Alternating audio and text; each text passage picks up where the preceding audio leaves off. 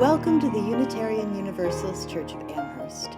I'm Reverend Michelle Buhite, the minister of this congregation. We are so glad you have chosen to join us in worship. Please see our website, uuamherst.org, or the emailed weekly update for opportunities to connect and grow your soul. Like many congregations in our faith tradition, we follow a shared monthly theme. This month, we consider what it means to be a people of stillness. Stillness is not inactivity. It is a choice we make, often in the midst of activity. Stillness is a withinness, a spaciousness. We ask, how can we cultivate that in ourselves and nurture it in one another? I find that I long for that stillness, that feeling of spaciousness. Others may experience that longing and describe it as a yearning for God, while another would use the language of interdependence and connection. Our faith is a large tent with room for many ideas about the ultimate. Whether you consider yourself a theist, atheist, humanist, religious naturalist, or some other kind of seeker, I hope that today's service resonates and invites you into contemplative stillness. We enter the spaciousness with the lighting of the chalice, symbol of our Unitarian Universalist faith. We gather this hour as people of faith, with joys and sorrows, gifts and needs. We light this beacon of hope, sign of our quest for truth and meaning, in celebration of the life we share together. As we begin each service, we offer words of gratitude for the land upon which our church rests. The campus of UU Amherst was once occupied by the Seneca Nation, one of the tribes that make up the Haudenosaunee Confederacy. Today, we acknowledge the relationship they cultivated and nourished with this land. We are the heirs of this deep connection. We say Nyahweh, thank you, in the Seneca language. We ask forgiveness on behalf of our ancestors, and we covenant to live with respect for the interdependent web of all existence, of which we are a part. We give away our gratitude for the beauty and resiliency of this lovely planet that birthed us, nourishes and sustained us, and that will receive us back when life has used us up.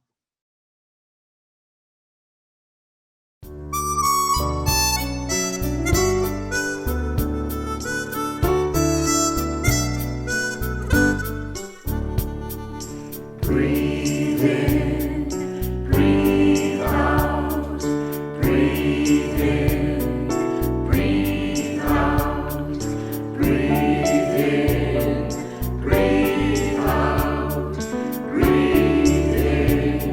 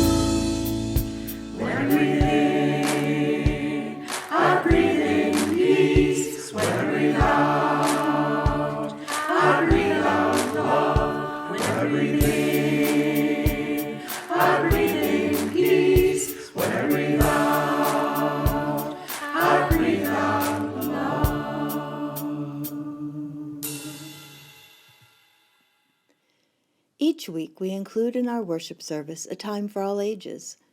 Whether it takes the form of a story or shared images or some other shape, this time is meant to engage all of us at all ages and stages of life. This part of the service is an integral part of our worship as a multi-generational community of faith. At the beginning of time, there was only the quiet darkness. And then there was light. But no matter how much light there was still darkness. Light and darkness always go together. Darkness is always behind and under and around all the brightness of light. It is hard to see in the dark. We cannot move around much in the dark. I wonder, why does it have to be dark? Why couldn't it always be light? Why is there darkness anyway? Darkness is for sleeping and dreams. Darkness is for seeing with our inner eye and growing our spirit.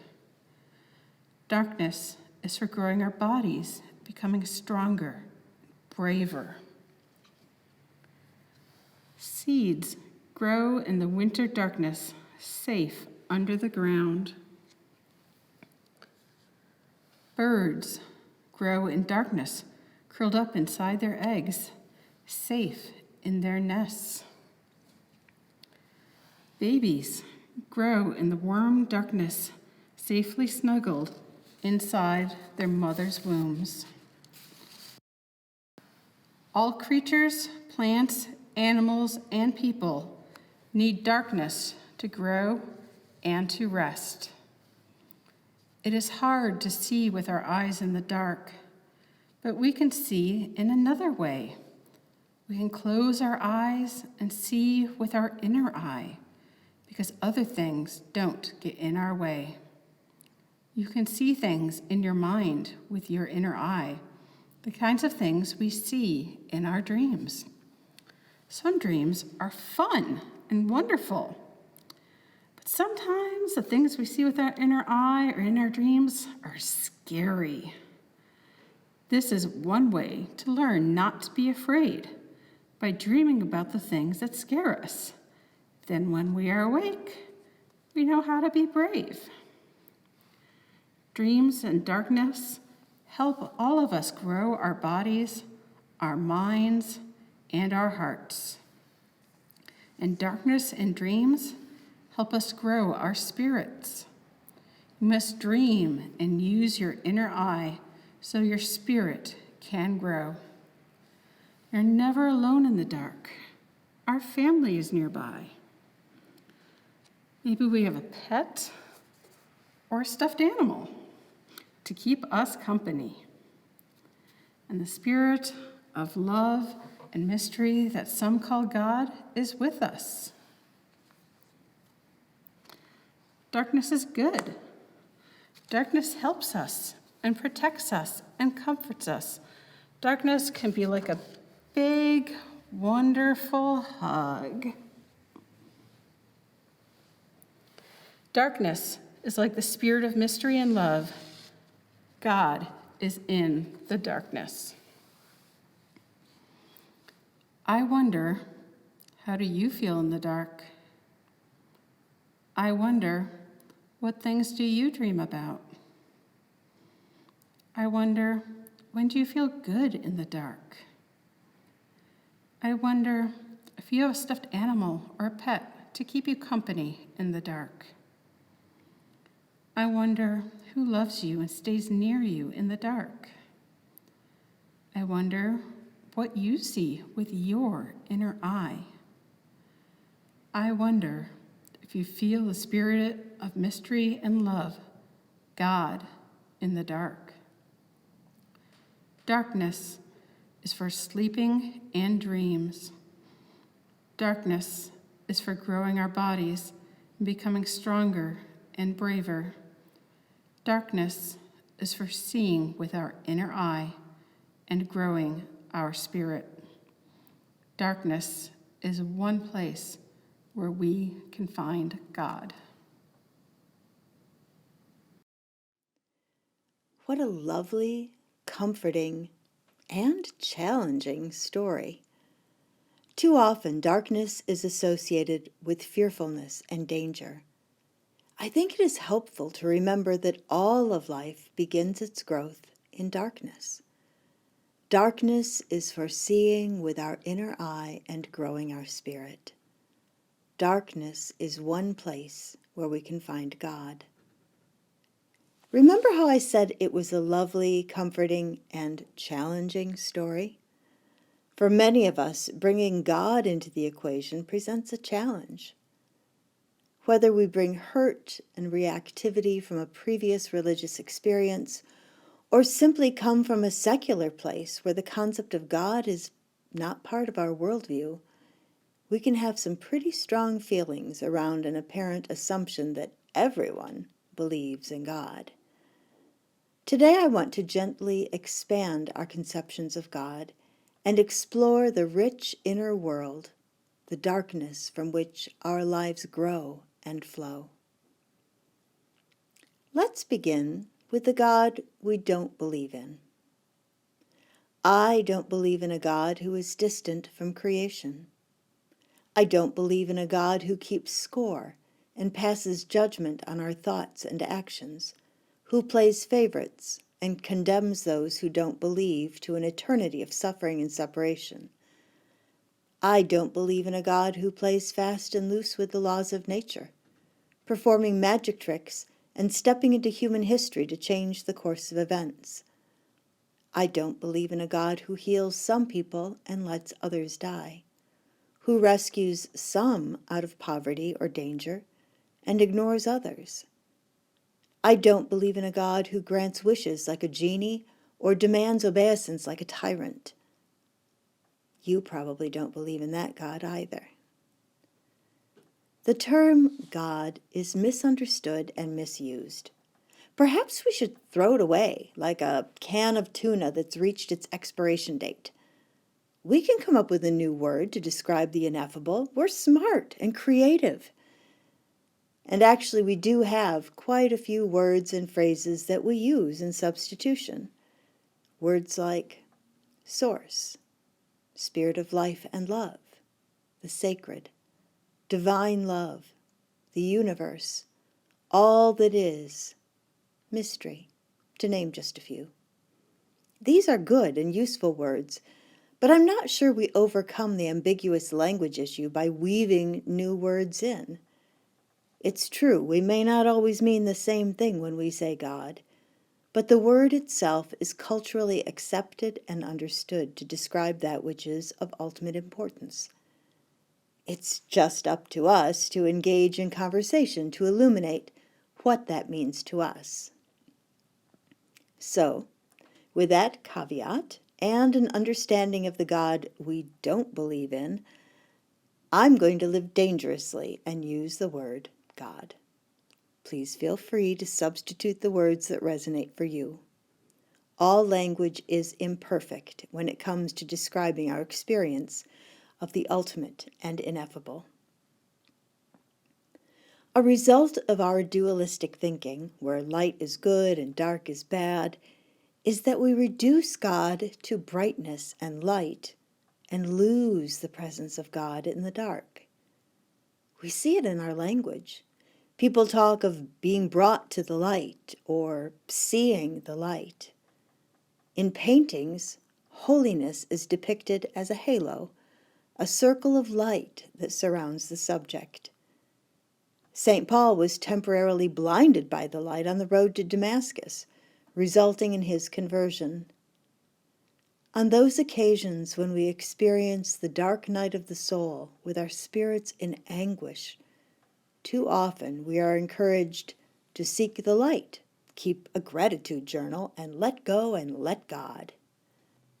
But it is the darkness of the womb that forms us, and the darkness of death that receives us back when life has used us up. Our greatest transformations are often the result of enduring the dark night of the soul. The darkness makes us vulnerable. It opens us in ways we are unable to anticipate in the light. Poet Mark Nepo writes, "All the buried seeds crack open in the dark the instant they surrender to a process they can't see." The darkness and stillness of the onset of winter call us to slow down and turn our gaze inward. We are invited into the stillness, the spaciousness. We are invited to surrender and participate in the process of rebirth. When we quiet the external noise and the internal chatter, we create spaciousness in our lives. We enter the darkness in search of inner knowing. Again, we must let go of our dualistic thinking and embrace the truth that light and dark are coexistent. The symbol of yin and yang conveys that truth. In the fields of white and black, there is a small circle of the other, reminding us that the qualities that are symbolized are not at war with one another. Each contains the other. Spirituality and rationality are not enemies. Each contains the other. In our Time for All Ages, we heard, "Darkness is for seeing with our inner eye and growing our spirit. Darkness is one place where we can find God." If we are to find God, we need to know what we're looking for. We've made a pretty good list of the qualities of the God we don't believe in, so it only seems right to list the characteristics of a God we could, under the right conditions, believe in or at least engage with. We might even yearn for the God of our own understanding, of our hope and aspiration. It's said that God is love. But is that simply substituting one ambiguous, overused word for another? Perhaps we can expand our understanding of love to include grace and mercy, creativity and relationship. That would be a good beginning. Maybe we could say that God is connection. What if God is connection, the noun and the verb, the being and the doing? What if God is the creative energy at the heart of everything? What if God is the darkness and the light that relieves it? What if God is the experience of true presence? What if God is the longing in our hearts and its fulfillment?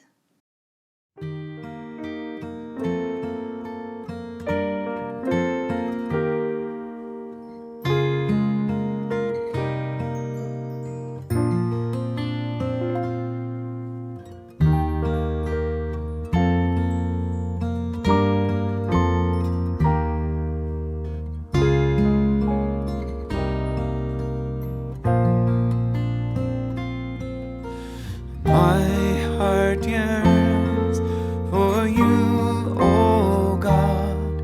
You find me where I am. My heart yearns for you, oh God. You find me where I am. My heart yearns for you, oh God. You find me where I am. Early in the morning I seek your presence, O God, not because you are ever absent from me, but because often I am absent from you at the heart of each moment where you forever dwell. In the rising of the sun, in the unfolding color and shape of the morning, open my eyes to the mystery of this moment, that in every moment of the day I may know your life-giving presence. Open my eyes to this moment, that in every moment I may know you as the one who is always now.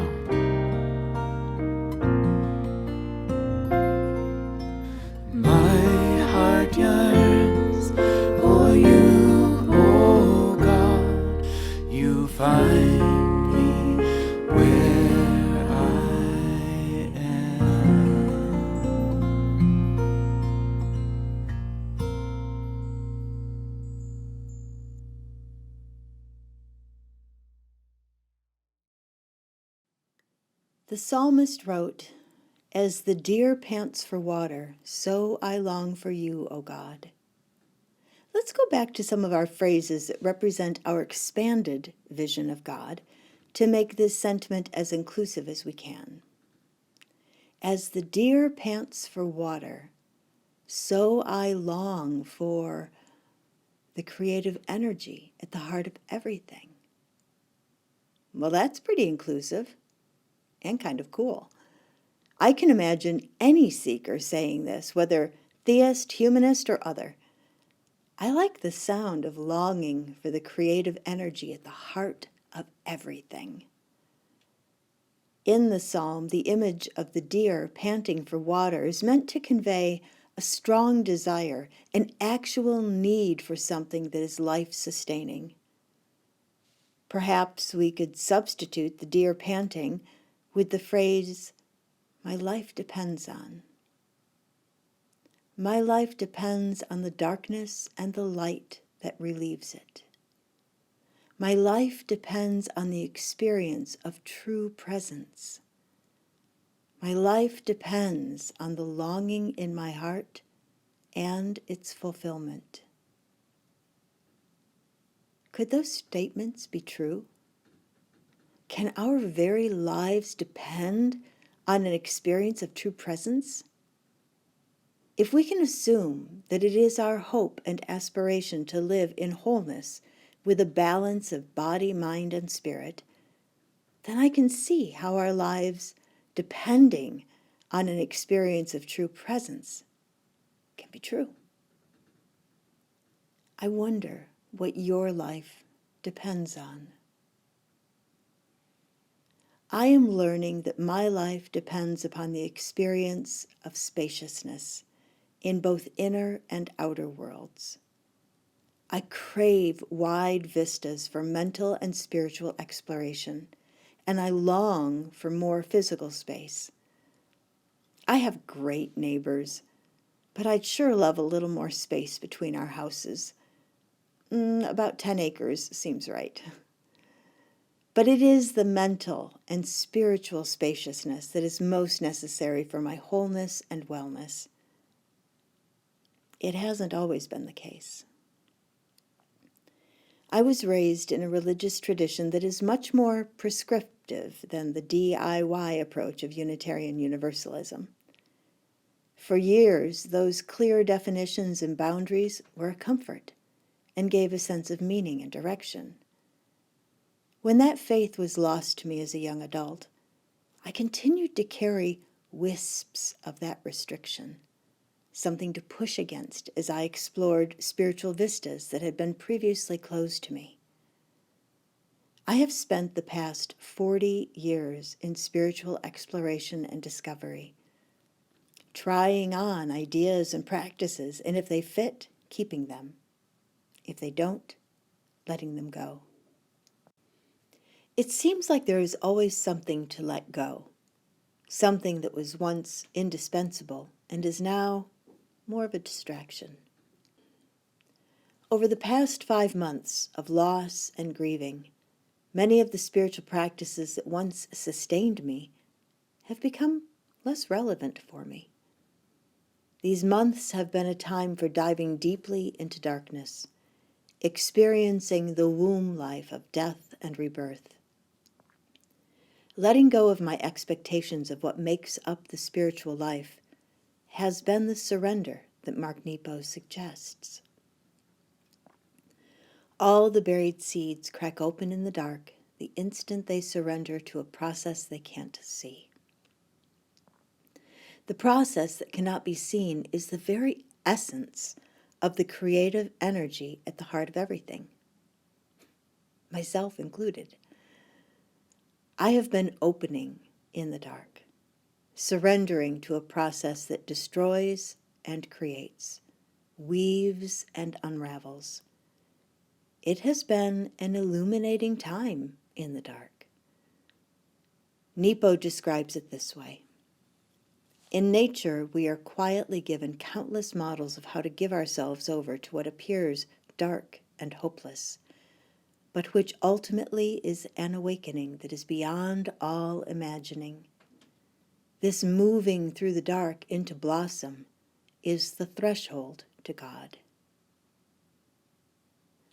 What appears dark and hopeless is an awakening beyond all imagining.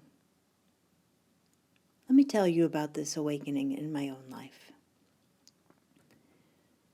As my father lay dying and no longer responsive, I wanted to connect with him.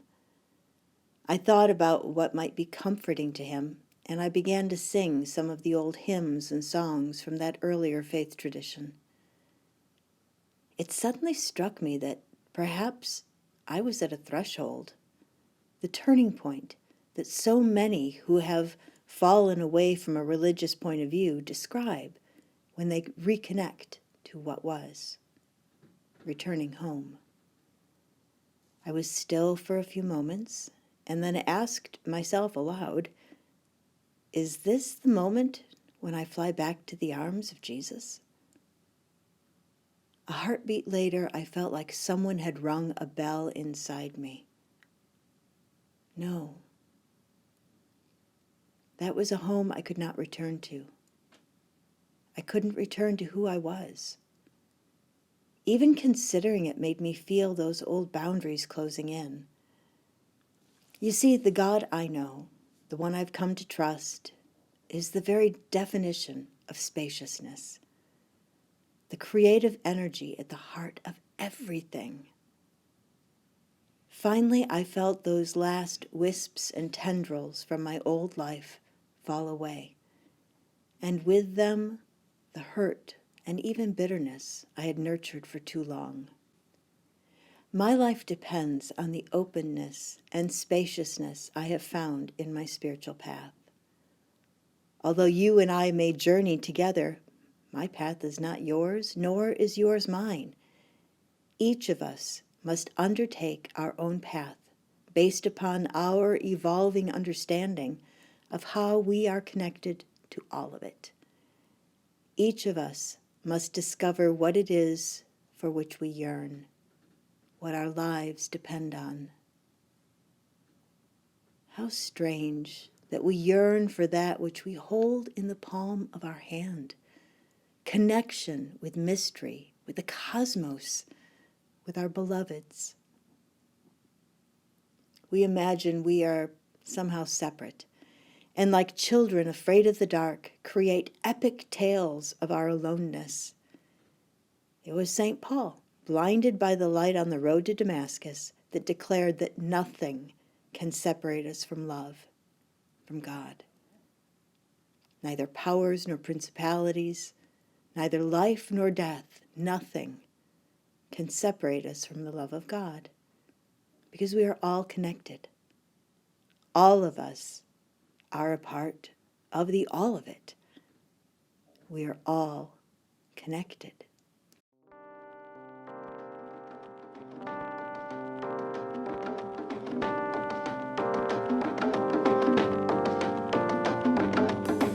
We're all connected to each other biologically, to the earth chemically, to the rest of the universe atomically. I think nature's imagination is so much greater than man's. He's never gonna let us relax. We live in an in-between universe where things change alright, but according to patterns, rules, or as we call them, laws of nature. I'm this guy standing on a planet. Really, I'm just a speck. Compared with a star. The planet is just another speck. To think about all of this, to think about the vast emptiness of space. There's billions and billions of stars, billions and billions of specks. The beauty of a living thing is not the atoms that go into it, but the way those atoms are put together. The cosmos is also within us. We're made of star stuff, and we are a way of the cosmos to know itself. Across the sea of space, the stars are other suns. We've traveled this way before, and there is much to be learned. We're all connected to each other biologically, to the earth chemically, to the rest of the universe atomically. I find it elevating and exhilarating to discover that we live in a universe which permits the evolution of molecular machines as intricate and subtle as we.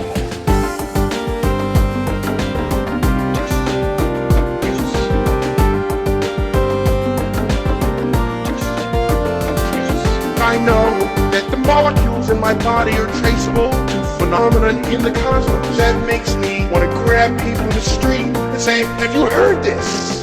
The beauty of a living thing is not the atoms that go into it, but the way those atoms are put together.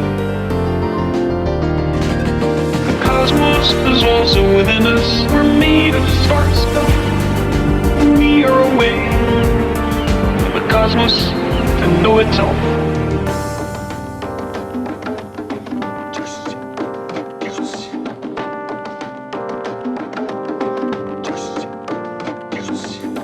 There's this tremendous mass of waves all over in space, which is the light bouncing around the room, going from one thing to the other.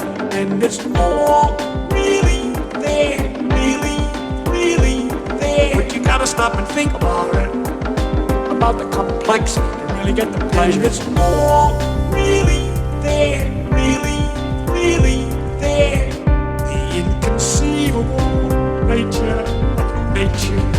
To think about all of this, to think about the vast emptiness of space. There's billions and billions of stars, billions and billions of specks. The beauty of a living thing is not the atoms that go into it, but the way those atoms are put together. The cosmos is also within us. We're made of star stuff. We are a way for the cosmos to know itself. Across the sea of space, the stars are other suns. We've traveled this way before, and there is much to be learned.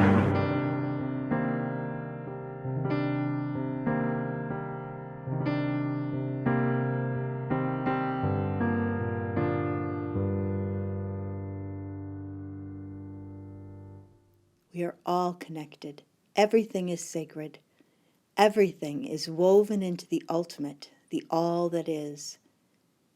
If you are a theist, you might call this God. If you are an atheist or humanist, you might call it the beauty and mystery of life. Religious naturalists might say it is the interdependent web of all existence. Whatever kind of seeker you are, we are all describing the same experience, using the words and ideas that resonate with us. If we are able to see all of these sources as one source, we will see the deep connection that weaves us together with all of the universe. This is how UU minister Robert Weston expresses this sense of awe and wonder. Out of the stars in their flight, out of the dust of eternity, here have we come, stardust and sunlight mingling through time and through space. Out of the stars have we come, up from time. Out of the stars have we come. Time out of time, before time, in the vastness of space, Earth spun to orbit the sun. Earth, with the thunder of mountains newborn, the boiling of seas. Earth, warmed by sun, lit by sunlight. This is our home. Out of the stars have we come. Mystery, hidden in mystery, back through all time. Mystery rising from rocks in the storm and the sea. Out of the stars, rising from rocks and the sea, kindled by sunlight on earth, arose life. Ponder this thing in your heart. Ponder with awe. Out of the sea to the land, out of the shallows came ferns. Out of the sea to the land, up from darkness to light, rising to walk and to fly. Out of the sea, trembled life. Ponder this thing in your heart. Life up from the sea. Eyes to behold, throats to sing, mates to love. Life from the sea, warmed by sun, washed by rain. Life from within, giving birth, rose to love.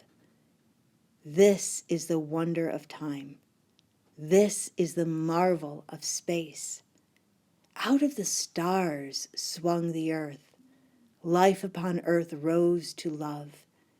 This is the marvel of life, rising to see and to know. Out of your heart cry wonder. Sing that we live. Indeed, cry wonder. We are all connected. We are all a part of the creative energy at the heart of everything. We are all a part of the darkness and the light that relieves it. We are all a part of the longing in our hearts and its fulfillment.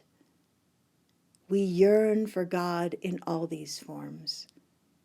May we find God, the ultimate, the true presence in ourselves, in one another, and in the splendor of the cosmos, the all of which we are a part. Amen, and blessed be.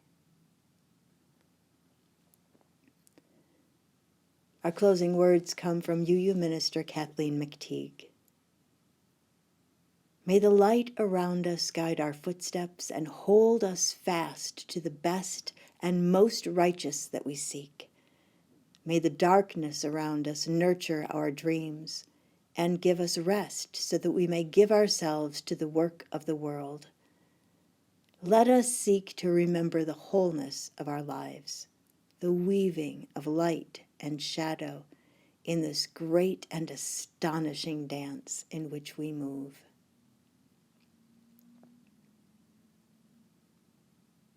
Thank you for joining us in worship today.